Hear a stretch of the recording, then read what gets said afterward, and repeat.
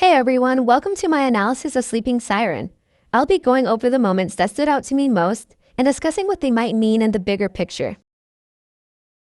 It's pretty clear that as of this episode, Ray and his two friends are basically Chloe's replacements, the new bullies of the show. Of course, there had to be someone else to replace Chloe. Anyway, we learn in this episode that their main goal is to cause chaos, specifically by breaking up couples. There's no telling when they'll show up again, and as of me writing the script, I doubt they'll appear again in Reckless Driver, which is supposed to be the next episode to come out. I don't think they'll be major characters overall, but just for fun, I can't help but imagine how interesting it would be if they tried to break up Marinette in a future episode. I'm not sure how that would work since it would be a bit too similar to Sleeping Siren, and I doubt the writers would want to repeat that kind of plot, but it could still be interesting. And if they somehow got involved in Adrian and Marinette's current issues, they might actually succeed in creating real tension between them. That aside, even if that doesn't happen, I really don't think we've seen the last of Ray this season. I have a feeling he'll return later on in an even bigger way. This episode takes place before El Toro de Piedra, the one where Marinette finds Gabriel's letter to Adrian and decides to keep it from him. Mr. Agrest, where she starts to break down under the pressure of that secret, and Revelator, when Ollier discovers the truth. So this episode marks the point where Marinette first begins showing signs of paranoia. Whoa, you two really tell each other everything. Of course, Nino's my boyfriend and my best friend. We keep zero secrets from each other. Given that, I think it's safe to assume Vamp Begot Me, which happens after this episode but before Revelator, will also explore Marinette's growing guilt and paranoia about hiding the truth from Adrian. Another upcoming episode, The Dark Castle, also takes place between Sleeping Siren and Revelator, but based on the release synopsis, it doesn't sound like it'll focus much on Adrianette. That's why I doubt it'll deal directly with Marinette's secret or the tension surrounding it. When the girls talk about how Undine still hasn't kissed Kim, Marinette agrees that things should happen naturally when the time is right, but then she adds that if they don't, you can always make them happen. You're right, Alia. Things happen when the time is right, and if it doesn't, then your BFFs can get involved. It's simple. We'll help Undine create the perfect moment for the first kiss. That's always been Marinette's mindset, and it's the same one that has hurt her, Adrian, and even Sublime in the past. Because of Marinette's advice, Undine ends up not getting what she wants and ultimately learns a lesson that Marinette herself should have realized a long time ago. That it's better to take the simpler route of just talking things out than to force things to go your way. It's a healthier approach, and the irony is that Marinette is the one who says this to Undine. When in doubt, it's best to try talking it out before taking action. For example, in Illustrator, things could have been resolved so much easier if Marinette had just been honest with Adrian about her feelings instead of trying to work around them and keeping him in the dark, which only ended up hurting him. Similarly, in Sublimation, she could have avoided breaking Sublime's prosthesis if she had just told her she wanted to get to know her and told Adrian her doubts. Instead, she took the more complicated route, stalking them and trying to create the perfect opportunity to make a good impression to Sublime, when she could have just introduced herself like a normal person. Before watching Sleeping Siren, I actually thought Marinette's obsessive tendencies had reached their resolution in Daddy Cop. That episode centered around her almost compulsive need to control how things went with Adrian, and by the end, she seemed to understand that she didn't need to force anything for the relationship to be genuine.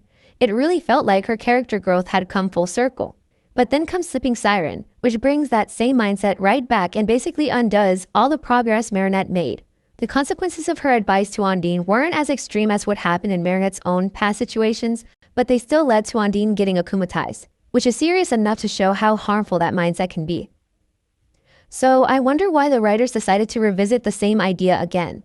A lesson was still learned in the end, but it was basically the same lesson as before. Marinette gets so angry at Kim for what he did to Undine that she actually regrets ever giving him the monkey miraculous. She refuses to call on him for help and even says she's going to take it away, all because of the poor choices he made with Undine. She looks so sad because of Kim. I made a huge mistake in trusting the miraculous of the monkey to someone like him. What about King Monkey? We don't need him. It definitely wasn't enough to disqualify him as a hero. It was just Marinette's anger talking. What really stands out to me is that she didn't react that way when Kim hurt her. What he did back then affected her greatly. It affected her ability to fall in love, but she never showed any hatred toward him. She was even kind to him in season 1, helping him ask out his crush and feeling bad when he got rejected. That really shows how selfless Marinette is. She worries more about others than she does about herself. Kim may have hurt her, but she drew the line when he hurt someone else. It's a small detail, but I think it says a lot about the kind of person she is. I honestly expected the episode to end with King Monkey waking sleeping Syren with a kiss. So I was really surprised when they not only found another way to wake her up, but Ladybug also made a point of saying that you can't kiss someone without their permission. That was absolutely the right thing to say in that moment. Ondine was asleep, so she couldn't have consented, and it's such an important message for kids to hear. In the past, I honestly don't think the show would have ever addressed something like that. For example, when Felix tried to kiss Ladybug, there wasn't any clear message afterward showing kids that that was not the right way to do it. It was kind of brushed off. That's why I really appreciate this new direction the show is taking. At the very end of the episode, a mysterious hooded figure appears and threatens Ray and his friends. It's clear she's against their bullying and wants to stop them, but she raises a lot of questions like who is she?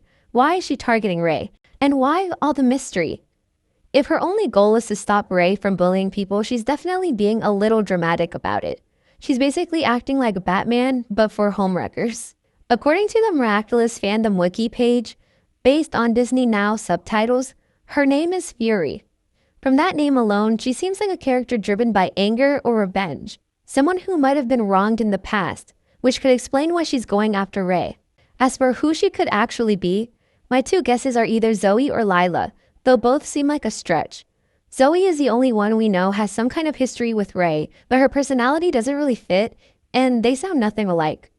Lila, on the other hand, is one of the few characters mysterious enough to pull something like this off, and she could easily disguise her voice, but even then, I'm not totally convinced. Overall, Sleeping Syren, although it seems like a filler episode, is still pretty deep.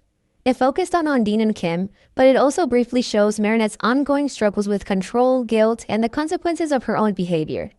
Through her advice to Ondine, we see how her well-intentioned but unhealthy habits continue to resurface, even after all her supposed growth. The episode also shows Miraculous's increasing at maturity. Now I'm even more curious about where Marinette's story, and Fury's, will go next, and whether these new threads will actually push the characters toward change.